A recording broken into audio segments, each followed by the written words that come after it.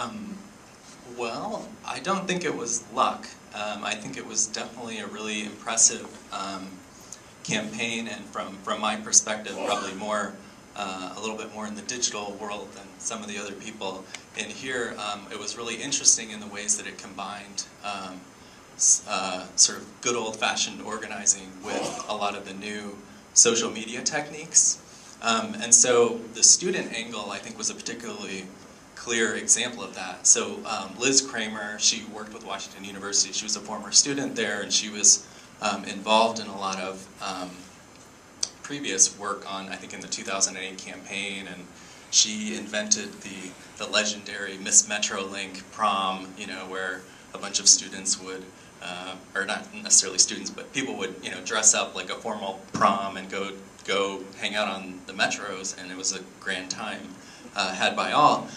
But anyways, the student campaign was really interesting because it was sort of a combination of this sort of valuable face-to-face techniques with social media. So at Washington University, we had a really good environmental group, and they kind of they formed their own Facebook page right away and had several hundred members very quickly. But Liz actually did an amazing job of sort of interacting with other campuses and getting them to sort of start self-organizing. And so the way that social media played into this, though, is we had this big Facebook group called Restore and Expand Public Transit in St. Louis, and that Facebook group had like 2,000, I think right now it's at 2,000 members, and maybe it was a little more back in its prime. But that Facebook group actually allowed us to get in contact with a lot of students at other groups.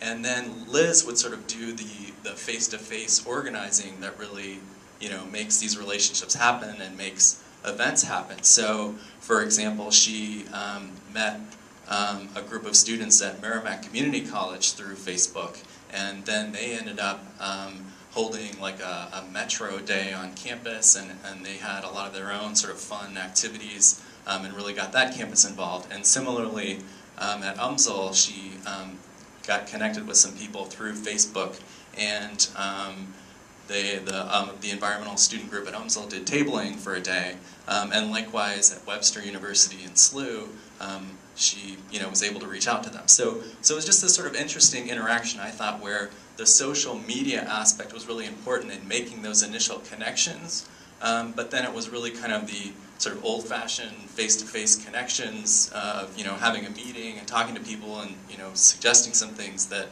helped get off the ground the fact that a lot of the campuses in St. Louis had their own sort of organizing going on. There was also another really valuable thing about the sort of social media or digital part of this was that, no offense to Eddie's colleagues, but and other sort of media outlets, but one of the things that I really was sort of shocked about in the media was how much of a platform some of the opposition was given on this issue. And of course, you know, I'm in favor of free speech, and, you know, everyone should be given their side. But one of the things that I thought was really strange was that some of the opposition's claims were just outrageous.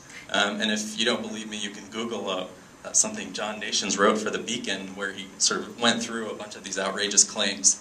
And I felt like the media didn't really do very much of a good job of just pointing out that, you know, some of these claims are just absurd and they're just factually incorrect.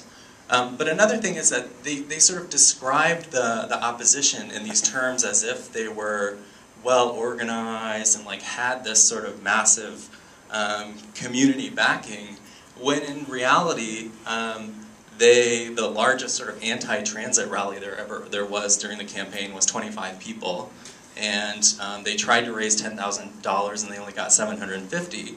So there really wasn't this big community backlash against the public transit. Yet, if you listen to like Mark Reardon, of course, and maybe some other people, you would get this impression that, you know, oh, you know, the citizens are outraged, and, you know, this thing's going to lose. And so I thought that the social media was really helpful in kind of pushing back against this narrative.